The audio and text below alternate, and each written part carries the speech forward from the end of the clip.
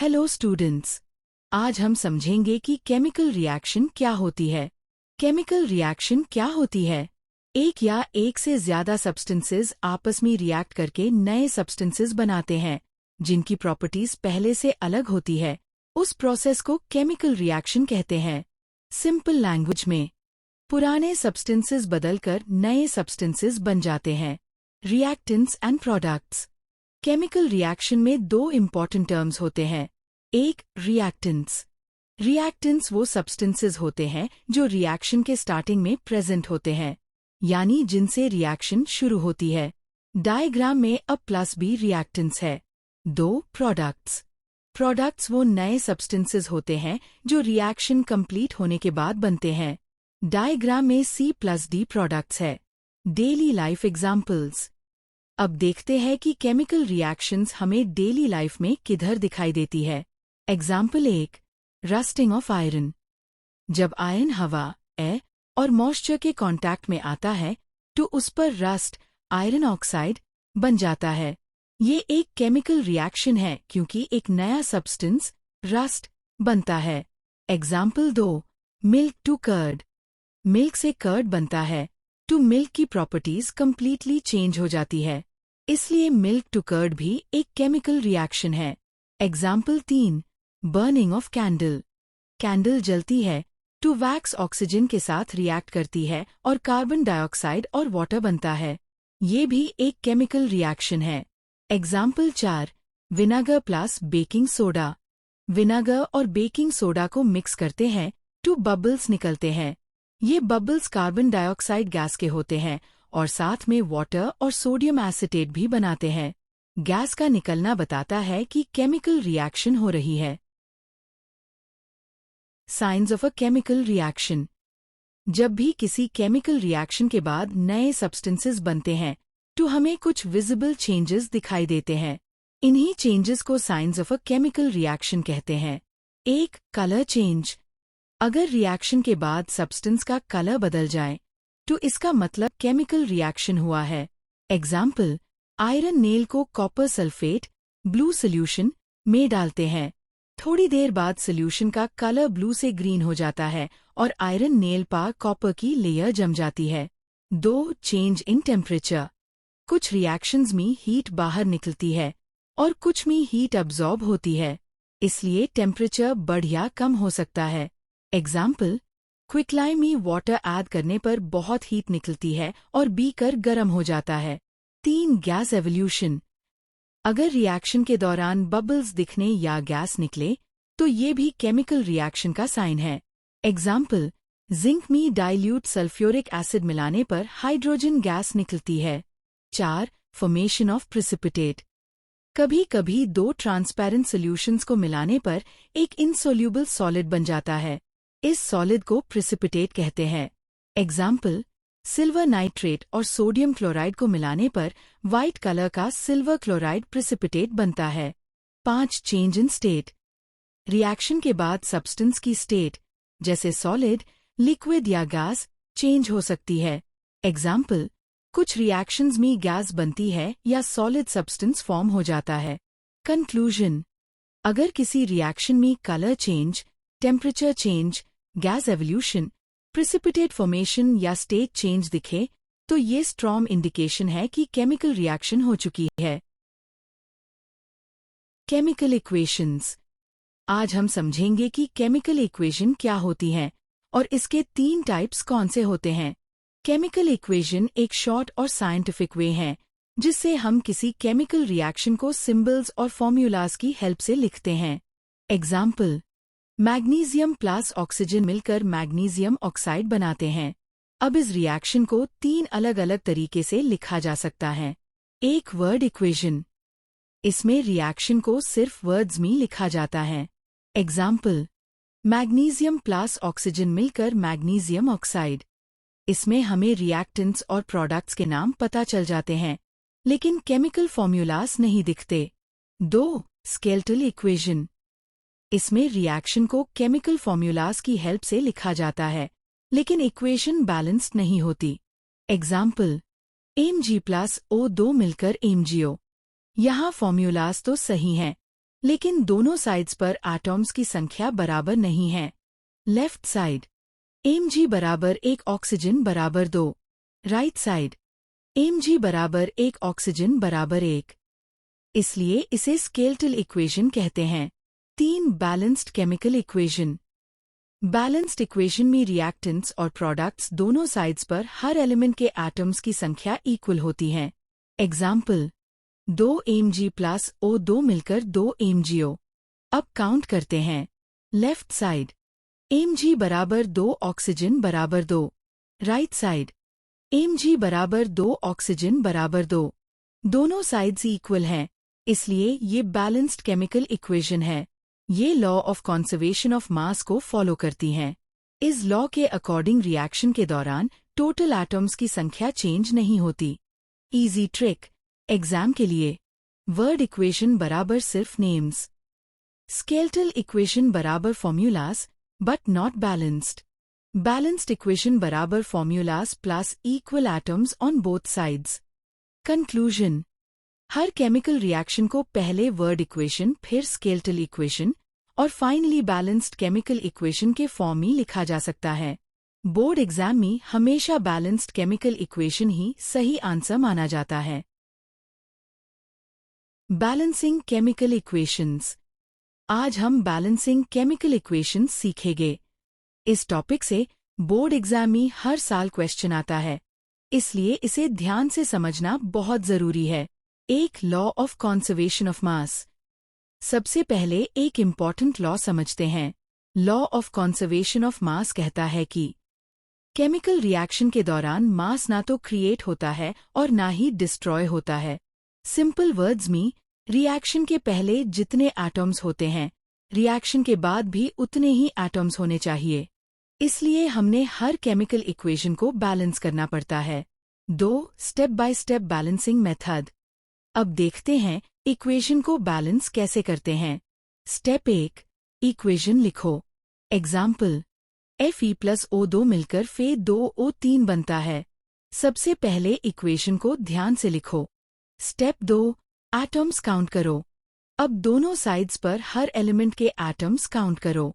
Left side reactants Fe equal to 1 oxygen equal to 2। Right side products Fe equal to 2 equal to 3।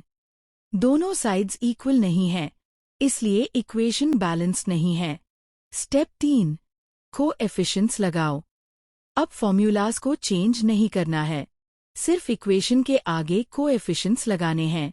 पहले oxygen को balance करते हैं, उसके बाद iron को बैलेंस करते हैं। फाइनल इक्वेशन बन जाती है 4 Fe प्लस 3 O2 मिलकर 2 Fe2O3। अब काउंट करके देखते हैं।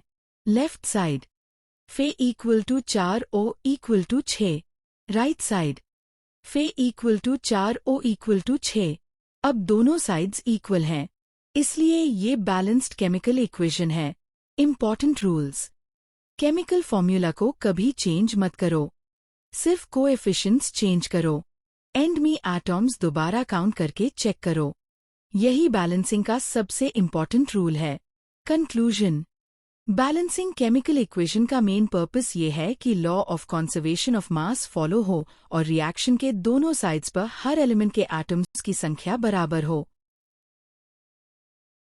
Types of chemical reactions. आज हम टाइप्स ऑफ केमिकल रिएक्शंस पढ़ेंगे। केमिकल रिएक्शंस को प्रोडक्ट्स बनने के तरीके के हिसाब से अलग अलग टाइप्स में डिवाइड किया जाता है। 1 कॉम्बिनेशन रिएक्शन।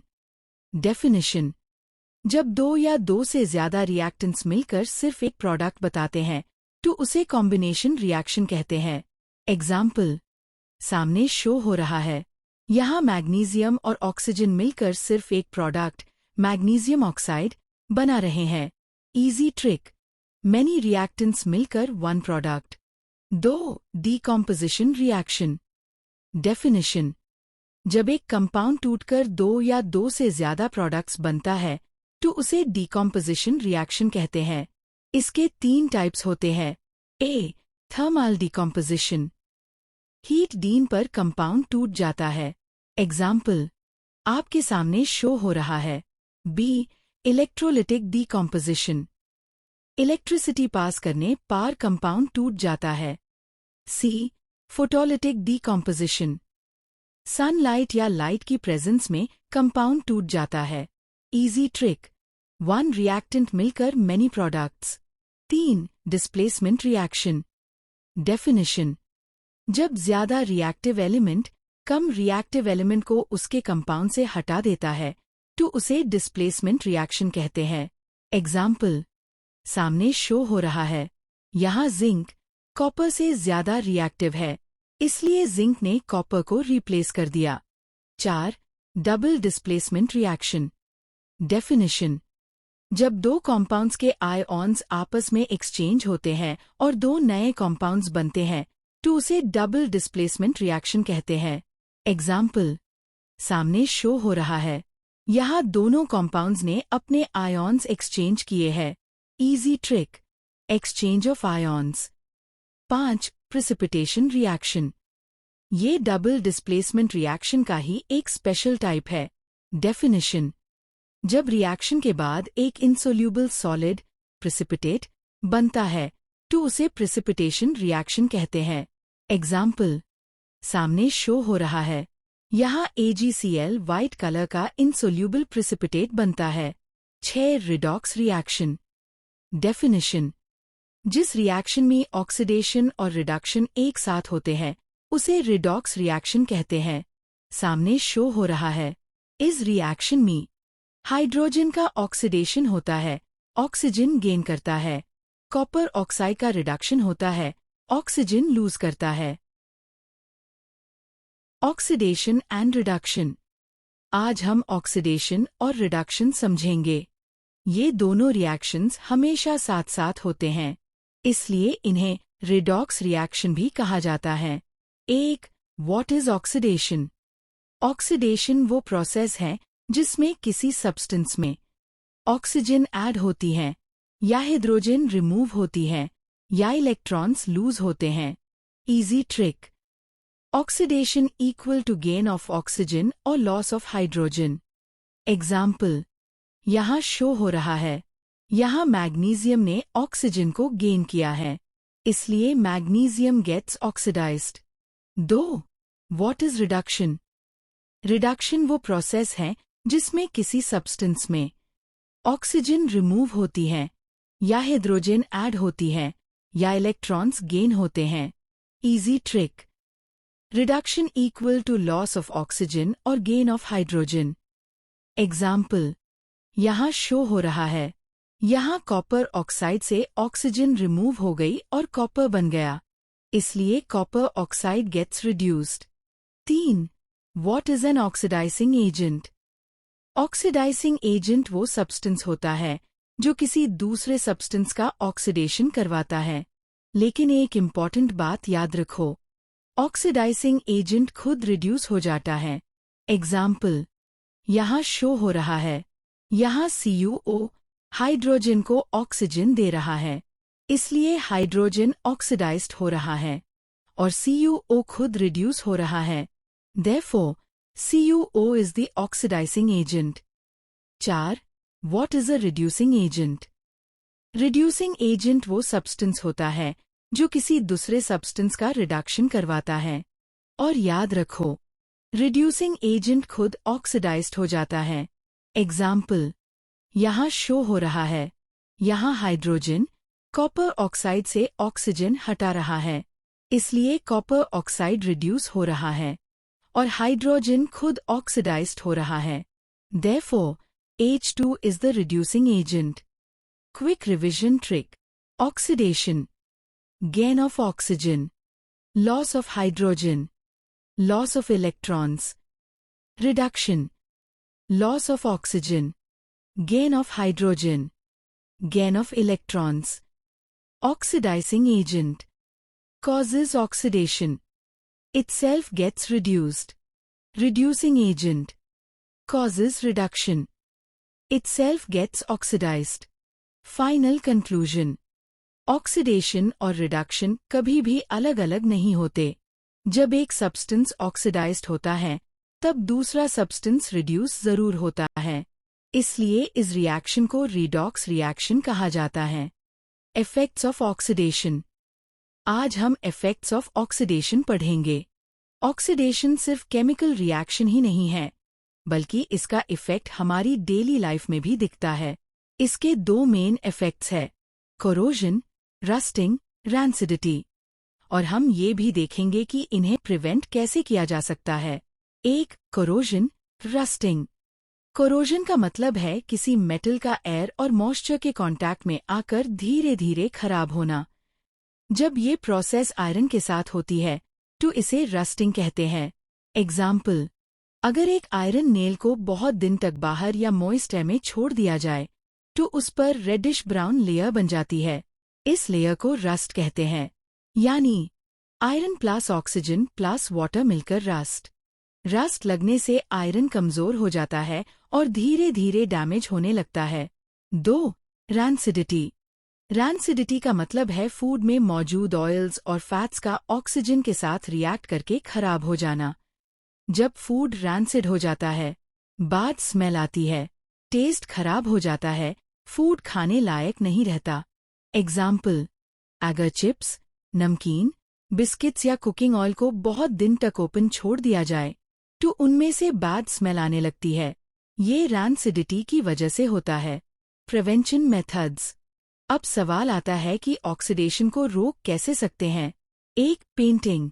मेटल पर पेंट करने से उसका डायरेक्ट कांटेक्ट एयर और मॉइस्चर से नहीं होता, इसलिए रस्ट नहीं लगता। Example, gates, grills, bicycles.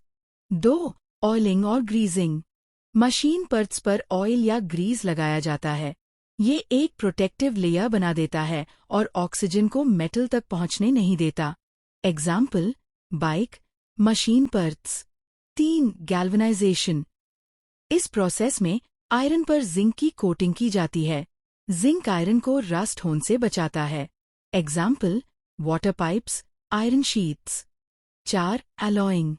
कभी कभी 2 या ज्यादा मेटल्स को मिलाकर अलॉय बनाया जाता है, जैसे स्टेनलेस स्टील, जो नॉर्मल आयरन की तुलना में रस्ट बहुत कम करता है। Quick revision. Corrosion, damage of metals due to air and moisture. Rusting, corrosion of iron. Rancidity, oxidation of oils and fats in food. Prevention, painting, oiling, greasing, galvanization. Alloying,